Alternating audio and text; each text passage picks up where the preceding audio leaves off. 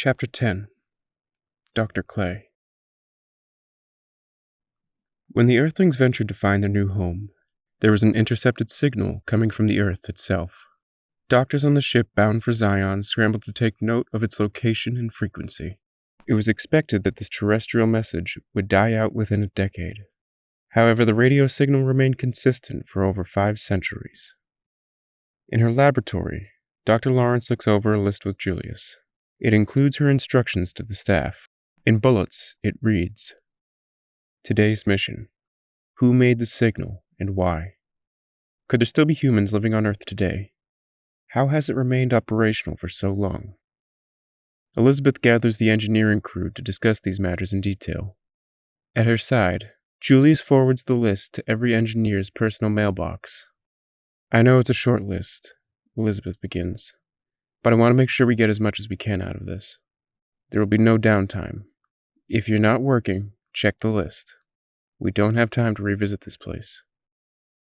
She selects 10 individuals for the landing crew and sends the team on their way. The following hours are full of excitement and wonder. Now that the crew is used to the expeditions, there is an aura of professionalism in their posture. The hastened feet indicate a renewed energy aboard the Star Explorer. Dr. Lawrence holds a posture of leadership unlike before. Her command over the expedition seems certain and natural. Her voice toward the captain is that of assertion, spoken through a pragmatic and educated tongue. Julius is glad to see it. On the descent, there is a looming tension. The outside world is daunting from inside their pod. The room shakes upon contact with the Earth. The door to the pod falls, and the explorers walk into the vacuum of space.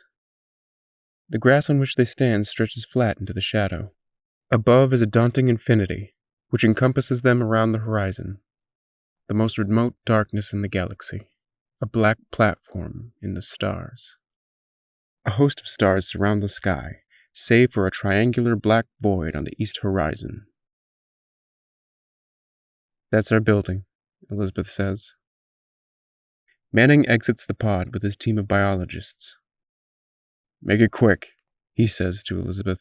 "I don't have all day." Elizabeth shoots him a look over her shoulder, then looks at Julius. He shrugs and shakes his head. The engineers board the research pod, and it hovers toward the black object in the stars. Their lamplights fall on grass for miles as they look around. When they look toward their destination, it shows as a pyramid made of metal and glass. The windows are shattered, and shards are strewn about the landscape, reflecting stars from above. The hollow building is a wreckage of office chairs and desks hanging off of the floors and outside windows. Upon arrival, the crew assesses the damage and moves in. Inside, they make note of there being no corpses. On the floor of the lobby, an insignia reads, DARPA. The team presses on to find a closed elevator. A rover with separating jaws comes to pry the doors open. The door bends into waves of metal on its surface. The walls slam as the machinery within them breaks. The group then makes the descent to the bottom with ropes and harnesses repelled from the exploration pod. The line runs through the main lobby and past several offices, down into the never-ending tunnel of dark shadow. Julius descends for a long while before the elevator is found. He steps diligently to find that it's sturdy. From there a saw is taken to the roof below, and a large hole is made. On this floor, labeled B12, is a large corridor stretching for 200 yards at the very least.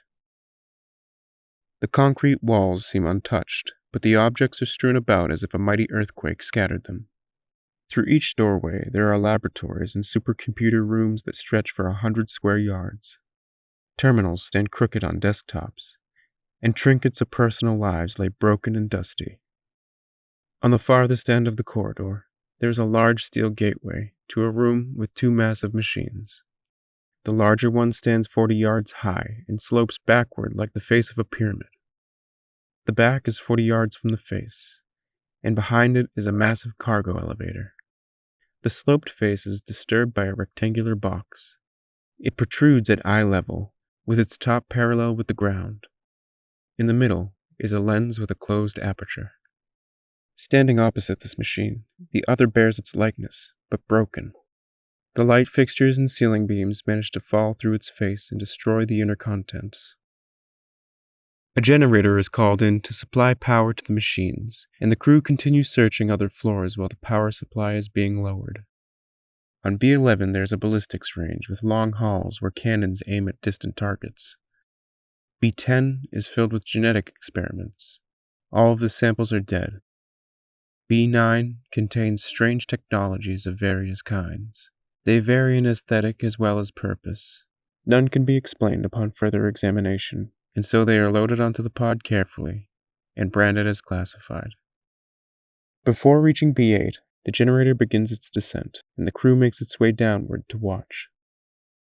Half of the crew wait for the generator at the bottom, outside the doorway. The other half begins working on a hole in the bottom of the elevator. What lies below might be the source of the signal. Dr. Lawrence turns to see the half in the elevator and yells over the headset. "We have a 3-ton generator coming down and you're cutting a hole directly beneath it? Get in here!" The half working on the hole stop and step through the doorway. Their faces are that of innocent children realizing they made a mistake.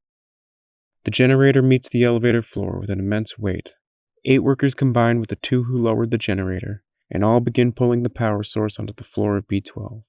There, they put the 3-ton machine onto a pallet jack. From there, they wheel it down to the large machines at the end of the hall. "You can keep cutting that hole now, boys," Elizabeth says. "Be careful next time, please." The crew members thank her and immediately move toward continuing the hole. Those 2 crew members descend through the hole and down to B-20. There they find the source of the signal, a radio beacon supplied with energy from the Earth's core. Its purpose is unclear, but it saved human history. Back on B-12, Dr. Lawrence, Winter, and 3 other workers start the generator. "I want to see what these do before we move on," Elizabeth says.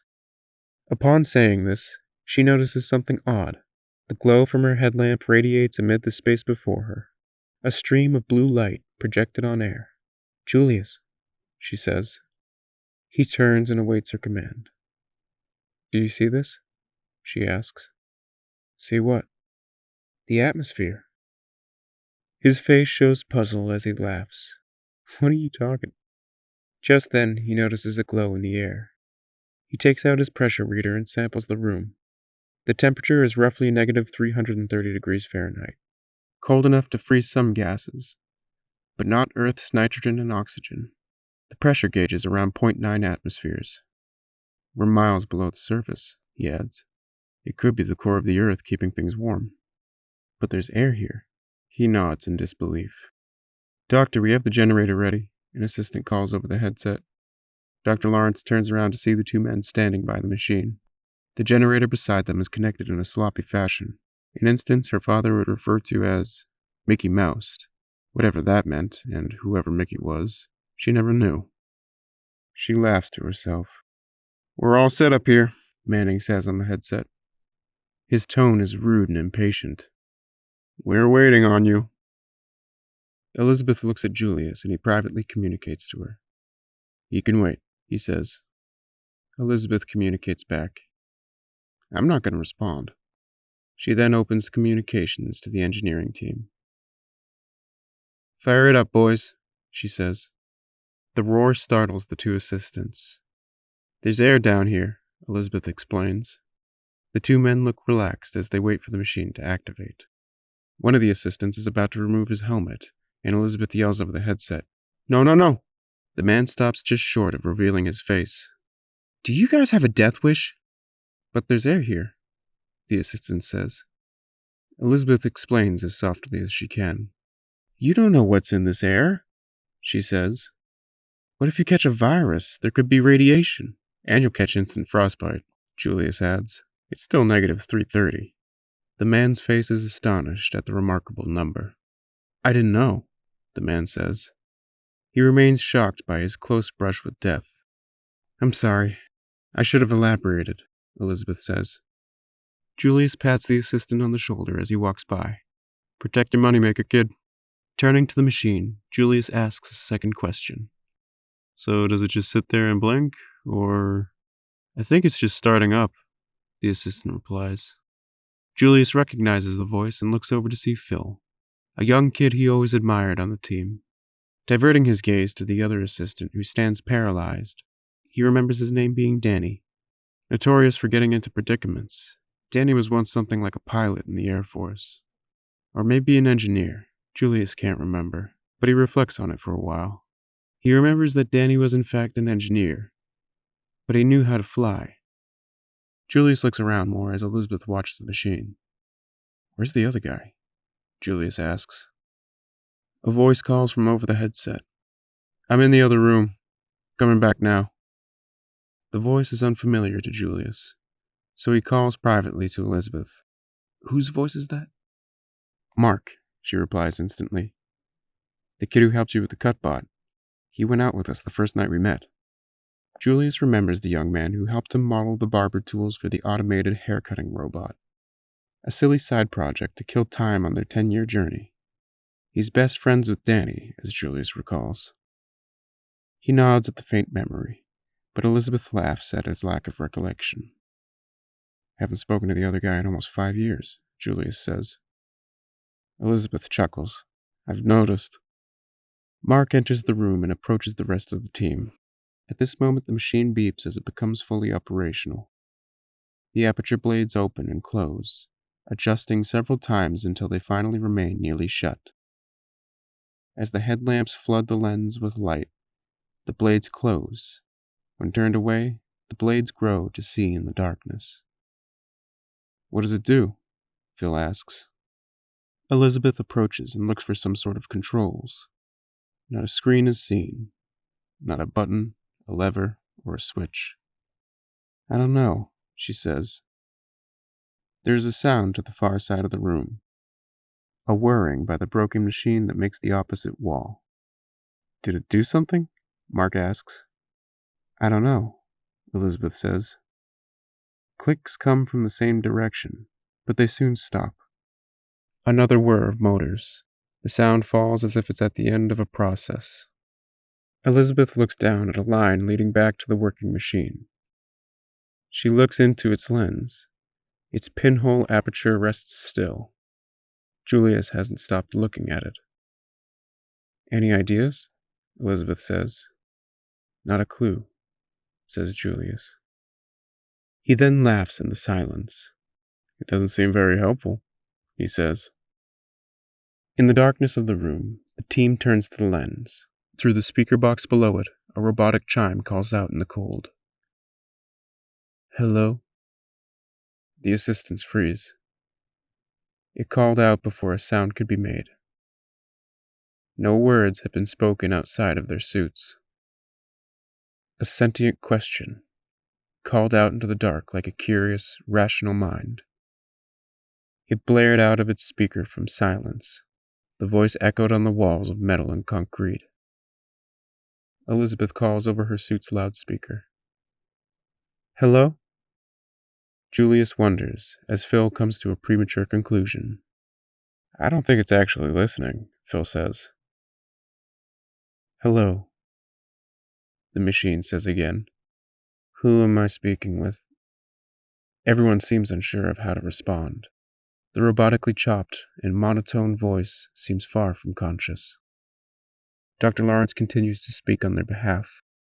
"My name is Dr. Elizabeth Lawrence. May I ask who I'm speaking to?" After a moment of silence, the voice sings again. "My name is Dr. Douglas Clay." The crew looks very confused at one another, all except their leader, who continues to question the machine. "Who made you, Dr. Clay?" "My mother." She is now more confused than ever.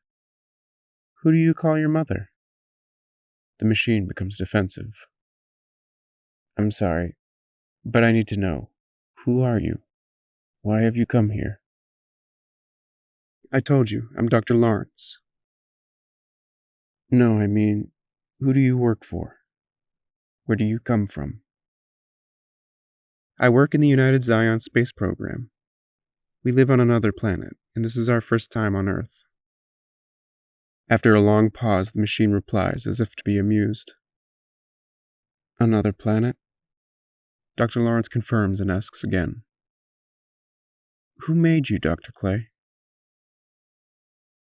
Clearing himself for her sake, he replies, I made this body. It was my parents who made me. Terrified and amazed, the crew is jolted with chills.